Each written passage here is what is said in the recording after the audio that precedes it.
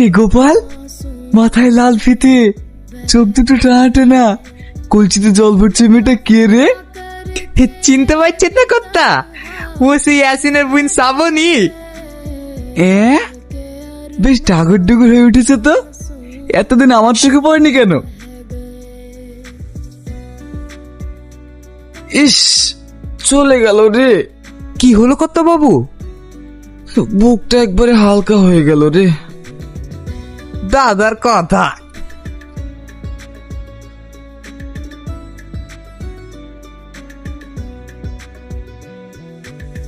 जिसने पूछा हमसे बिछड़े यार का, আমার কলসিটা ভেঙে দিলে, এখন বাড়ি গেলে ভাবি আমাকে বইবে।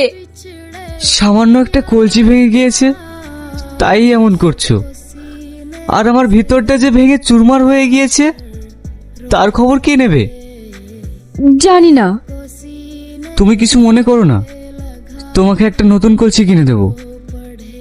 থাক, আর দরদ দেখাতে হবে না। কি রে শাহিন, গল্প করবি না বলটা দিবি? তোমার বন্ধুরা বলটা চাইছে। শাহিন তোকে ভীষণ ভালোবাসে, আর আমি যতটা জানি তুই ওকে ভালোবাসিস। ছাড় তো, চ। বুবু বুবু, আর একটা মাছ দে না। শুধু খাওয়া খাওয়া ছাড়া কিচ্ছু জানে না। তুমি চুপ করো।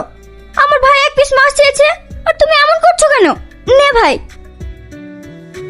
কি রে শ্রাবণী, খালি হাতে আসছি যে? কলসি কই? ভাবি, কলসিটা হাত থেকে পড়ে ভেঙে গেছে।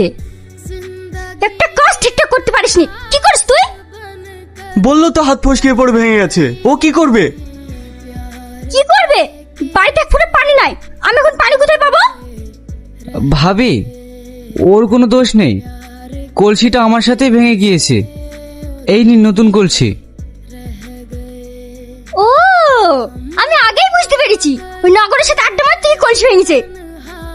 মাহি, কি সব বলতে বলছো? ভাই, বুবু ঠিকই বলছে, ও পানি আনতে গেলে ডেলি কলে। এই তুই চুপ কর। এই তুই যা, কলসিটা ঘরে থুকা।